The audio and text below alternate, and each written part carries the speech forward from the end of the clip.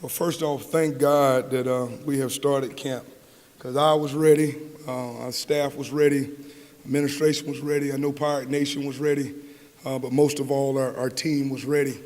And I didn't think that was any more evident than when we had our conditioning test the first day out. Coach C did a really, really good job of getting these guys prepared for us. We have 16 110s is what we do for our conditioning test. Well, we got about 10 in, and the guys were looking so good that Coach C threw them a little bit of a curveball and said 20 110s. And it was one of the most successful completion rates that I've ever seen in that. So I was impressed with the way that we were ready for camp this year. The most spirited practice of the year happened today, first day in pads.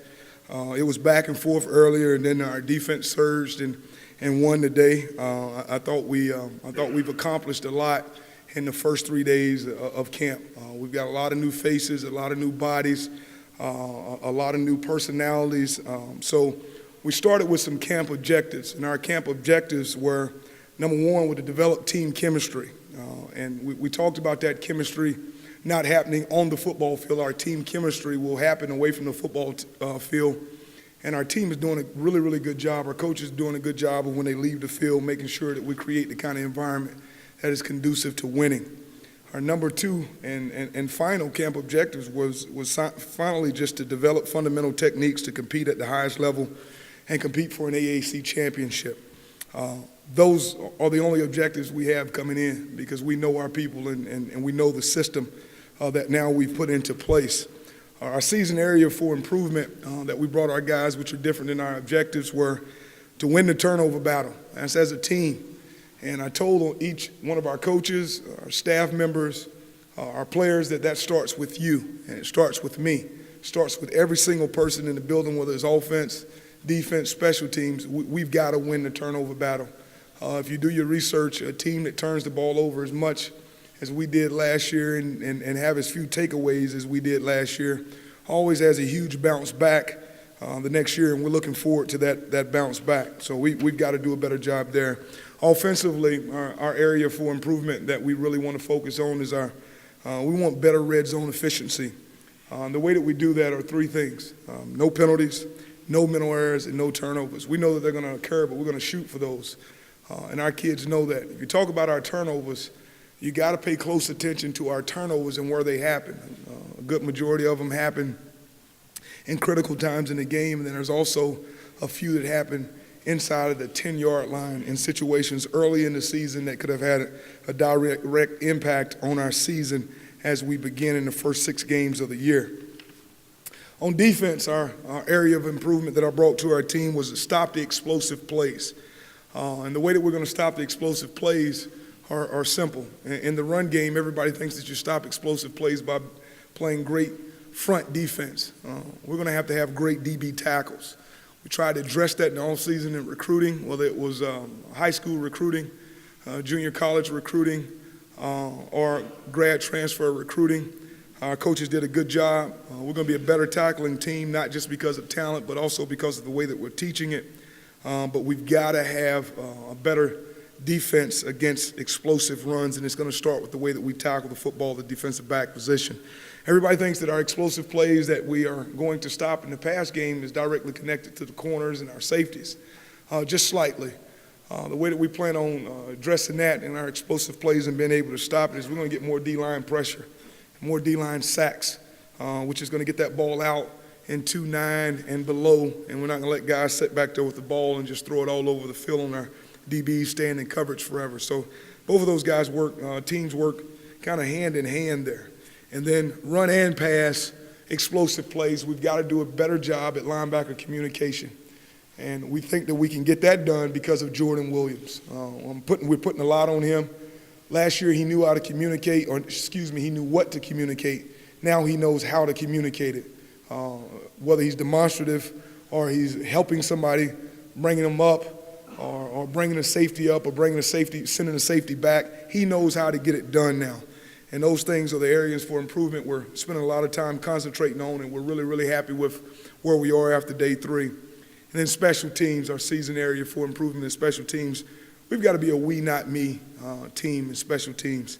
and identify the playmakers is what I told our team and our coaches. And so far, we think that we've done a good job of identifying some playmakers. Probably the brightest spot in special teams right now, in our camp right now, has been the way that Austin Barnes is punting the football. Graduate transfer from Eastern Michigan. He's been with us now for a few weeks. Really hitting the ball well, giving our punt returners some NFL-type looks with the ball getting down on him after it hits its peak. Love his hang time, love his drive. He had a great net coming out of Eastern Michigan. We're looking forward to seeing what we use him as a weapon when we do have to punt the football. Both Verity and Pratt have shown some really good legs, and they've hit it well. Quay and Davon in our return game. Right now, we haven't spent as much time on the kick return as we have on punt return. I'll get back with you on kick return and how they're doing, but we really feel good about those guys. Tim Irvin has also been a guy that's been in the punt return, very dynamic, can get it, put his foot in the ground and go forward. Obviously, we don't have all the information for you in special teams after just day 3, but I wanted to give you guys a little bit of a transparent picture on where we are.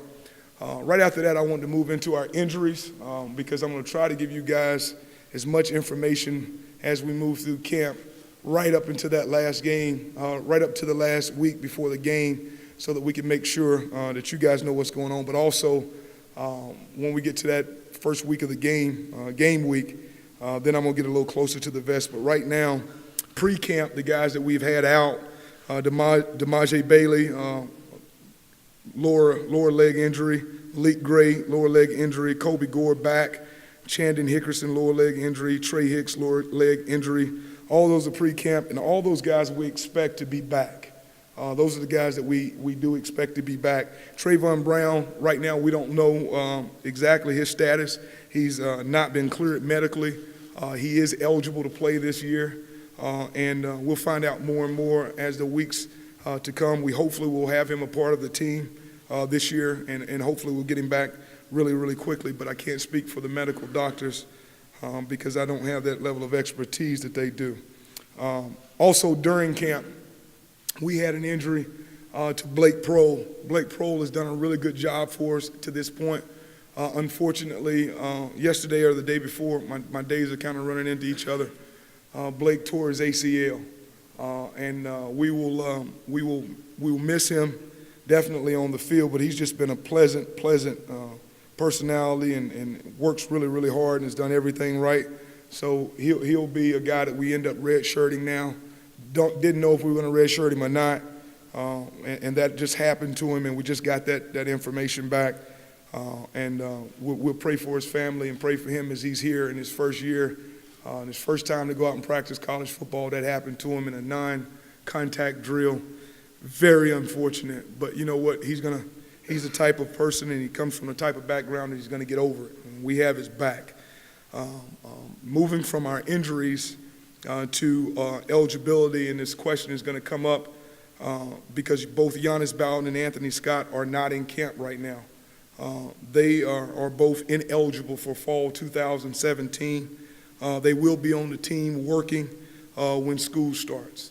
A lot of the recruiting that we've done will definitely be critical in helping us replace those two guys this year, and we feel very confident that the guys that we have here will do a good job. So I don't know if I could be any more transparent at the beginning of the year. As you guys know, as the season goes on, we're probably going to get a lot closer to the vest. We're in a good place right now. You're going to hear me say the word vibe a lot. I thought our vibe moving through the off season, our vibe, our spiritual vibe, the spirit of this team is where it needs to be. In our practices, a lot of people probably are a little bit worried about not having two-a-day practice. This has been the best thing. I can't say enough about how good this non-two-a-day practice has been for us. We're practicing around 10 o'clock most days, and our guys are getting a chance to wake up good. They're eating good. They're going out practicing hard for 2 hours. We've lengthened the practice. And then the rest of the day, they brought this to me. The rest of the day, Coach, we get to learn versus trying to get ready for another practice. And it's really been good for our team. We got a lot of energy, a lot of juice. A lot of guys are practicing. So we're really happy with the schedule. And our guys came to me, Jimmy Williams came to me today And he said, Coach, I just wanted to say thank you. And the guys wanted to say thank you for the schedule, the way that it is, because we feel like we're getting better on a day-to-day basis. So after that, I'll answer any questions as quickly and as clear as I can. Starting with the quarterback position, when's an ideal time for you in camp to want to have your guy? You know, I'd like to know after seeing him in, maybe 2 scrimmages, I'd like to know, where we're headed in the direction that we're going, and I also like to have those conversations with those guys so that it's clear. And our team was not wondering, what's going on. They're going to rally behind whoever we pick because of the spirit and the vibe on this team right now. And they know, we'll all be able to know who that guy is. I think after the second scrimmage, we're gonna let this team go ahead and get set. So hopefully, after we see them on the ground a little bit, on the offensive front, the defensive front, we're gonna play them with both teams so that they are getting the best receivers, the best linemen, and then they are playing with maybe a little bit lesser talent and see who can make other guys better. So we'll have it done hopefully after second scrimmage. Not promising, but hopefully after that.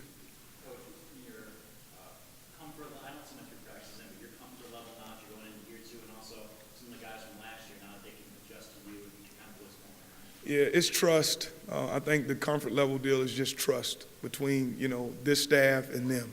And, we had I illustrated a situation where Bobby Fulp and I got up in front of the team and we kind of leaned on each other's shoulders and we were leaning up against each other walking. And that's true trust. A lot of people think trust is when you turn your back and that guy falls back and that guy, you catch him. And that's really not trust. That's only one person trusting there. You trusting, man, I hope this guy catches me.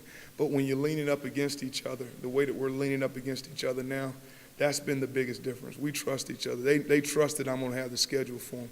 I trust that they're going to be on time to everything. It's a lot more just trust in this second year. Coach, outside of practicing, what other team building activities do you guys do? So we have a lot that we do. One of the highlights is the first thing is it sounds kind of funny, but we start our special teams meeting every day with I get to call out a guy to dance to come to the front of the room, and I don't know any of these guys from a dancing standpoint. So what I found out is our 6'7", 320-pound offensive tackle, Brandon, is probably one of our better dancers on the entire team, and it's just so funny to see a guy that size up there dancing around. But all the teammates, they know that. So those are one of the things that we're doing to get closer to the kids. But also we have, we'll have a home run derby coming up. That'll be something that guys will really enjoy. We always have the big man punt return catch off between the coaches and the offensive line and defensive line. We'll also have some things where we go as a whole team and spend time and just have fun, whether it's, at my house or another location, and just have a good time with them. And our coaches are doing a really, really good job of when they can have the occasional meal, bringing them to their house. And the team building, if you come out to our practice, you'll see all of our families out there. You'll see the players chasing around my kids, that comfort level of picking up my little boys and that. So we've just been able to get a lot closer. Last year I was trying to find out who guys were, trying to recruit a great football team, trying to do this, trying to do that, trying to get the staff together. This year, this offseason, man, it's just been one of those times where we can enjoy each other. So we're happy to have that time with each other.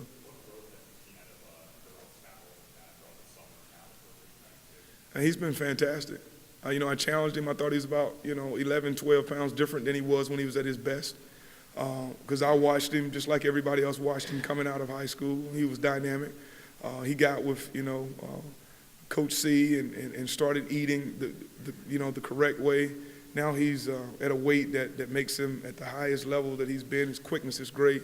He's attacking the line of scrimmage. His routes are really good. The relationship building between he and I has been great. But it wasn't just that spring game where he started to jump out. He started to jump out way before the ends when he had to transition in his body. We had a yoga instructor come in.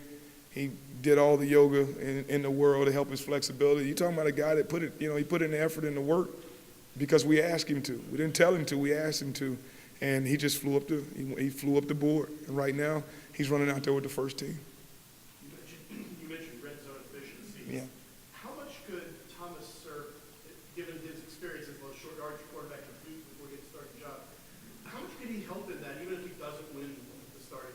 I think I think he can help. I also think that some of the things that I talked about will help. I think that those are the immediate fixes. But I do think that, as you go back, my memory is my memory. Is probably know it a lot better than you guys. And he changed us. He transitioned us in the red zone and in short yardage when we were in Durham. And, we didn't really see it coming. But we're going to give, those guys a chance to fight it out. But we do think that he'll have the ability to help us not just in red zone efficiency, but in some other situations that'll, give us a push. We can add a number sometimes with him. How much has known what you know factor into bringing him in as a graduate with 1 year eligibility left? All of it. Yeah, if I hadn't worked with him before, no, he wouldn't be here. Because, when we bring somebody into our locker room at that position, that is critical. You bring it into all over the country. I saw guys kind of recruiting or getting grad transfer quarterbacks, and a lot of people had previous relationships with them, and you almost have to have somebody with a previous relationship with them before you introduce the biggest position on the team, and you bring him in, and so you need to. I knew that he had a certain level of humility, and that's why we brought him in. How different is he now than the first time you were around, as a player, as a person? He's a lot more mature. He was mature, on the field. Now, when I talk to him, I almost want him to refer to me as Scotty versus Coach, because it feels like I'm talking to an NFL player. He's almost 24 years old, I believe. And, he's just a lot more mature. He's married, so there's a certain level of maturity that has changed. But on the field, very similar. Tony's doing a really good job of getting him, back into the field. He's been out, and when you've been out, there's a lot of things that you have to get better at. But thank goodness Gardner has been there for him this whole summer. The relationship that he and Gardner have is fantastic. You'll be able to tell later when you see the way they have their mustache kind of cut right now. It's quite comical. Coach, for a program that's looking to build after last season, it doesn't look like the schedule is very forgiving. Can you just share whatever thoughts you have about that? I think you're exactly right, but the issue is, Al, I knew the schedule in January, what we were going to be faced with, right? And I also knew a little bit earlier than that. So rather than just, worry about the schedule, I tried to, and this staff tried to put this team in a position from a talent standpoint to be able to go through that. And I think the best thing that happened to us last year was for me to be able to see what it's like to have to go play NC State, South Carolina, Virginia Tech. That was great for me. That was great for this staff. That was great for all of us. That was great for our team, because right then, immediately, I knew what it was going to take for us to get to, and what's most important for us is the AAC title. I know what it's going to take to get there. Also the schedule sets up a little bit better where we get an early bye week, we're very fortunate to be able to get that, because there was a lot that came through some of those games that we just couldn't get guys back, and every time we tried to get them back, they weren't quite ready. And now we're going to have a little bit more talent, a little bit more depth, and then we also have that bye week thrown in there, and we'll be ready to compete on a weekly basis. Right now, I'm a little bit upset, offensively and defensively, because, the first team offense, first team defense, they can go out there and it's a great battle in our fronts. Our second team D-line goes out there, and right now they're ahead of our second O-line. Our third team D-line go out there, and they're really good as well. So we still got some growth to do on the offensive side of the ball in the fronts, because that's what it's going to come down to, Al. I play in the fronts. When making it through this season, if we play well in our fronts, we're going to be fine. We got enough skill to get it done. This is the fifth straight year you've had 3 Power 5 opponents or more on it.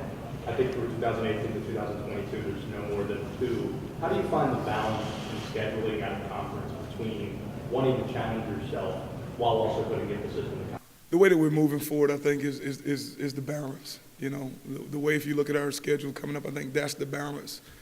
Because I really do think that we're a Power 6 conference. This is a Power 6 conference. We're playing Power 6 teams all the time. That's what we do. I mean, all over the schedule, that's what we do. So right now for us, we realize that every week is a Power 6 game. It's not just a Power 5 game. So, I think it's critical that we understand that too. Our guys got to get ready. We're going to need some tests And these are the things that we have to build this program for. We got to recruit well. We can't miss in recruiting. When we go to the transfers, we can't miss in transfers. When we go to junior college, the few times that I want to go there, we've got to be good at that. We can't have 12 to 13 or 14 scholarships out there available. All of them have to be ready to go. We can't give them away just to give them away. We really have to have a lot of talent, and that is the difference across Power 6 conferences. There's a lot of depth on these teams, and they can continue to run people at you, and we're getting to that point. Scott, do you expect the impact to be of those junior college guys on the defense especially? I expect a different level of energy, but the length and size of those guys now, I know some people in here were at practice today. You can feel it. I think the impact is just size, and they continue to run in there. For me, when I look to the sideline and there's 4 more guys and 4 more guys and 4 more guys coming in off the field in the front, and then I look in the secondary and we got not just JUCO but also in the college transfers we got Tim Irvin and Bobby Fulp and Corean Wiggins at safety, nickel, and safety. You're talking about guys that are a Power 6 guys back there. So we feel that they're going to have a tremendous impact. Coach, obviously yourself being a former receiver, ECU's kind of gotten this reputation with guys like Justin and Zay as a wide receiver breeding school. What do you look for, I guess, most in a wide receiver, and how are you going to try to make up that production that you also? First thing we look for is toughness. You got to be tough. You come here and play, you got to be tough at that position. Right after that, of course, ball skills, catch radius, how big you can play. And that doesn't mean we're looking for a 6'3", 6'4", 6'5" guy. I love Justin's ability to adjust the balls, and he had this huge catch radius, and his hand size was so big. And then probably right after that, it's just short space quickness. Of course, there's got to be a level of aptitude that you got to have to play in this offense. But those are some of the places that we start. But we always start with toughness at that position. So one more question, you can start one at once, please. Coach, do you have any offensive and defensive goals this season? Yeah, win. Really, I'm really not caught up into how you play here and how you play there or a stat that's going to work, because I'm telling you, a good majority of the year, you guys know, offensively, we were number 1 in our conference. And guess where we were? Not winning. So my biggest goal is that when we come out of this thing, our chemistry is right, offensively, defensively, and special teams. Okay?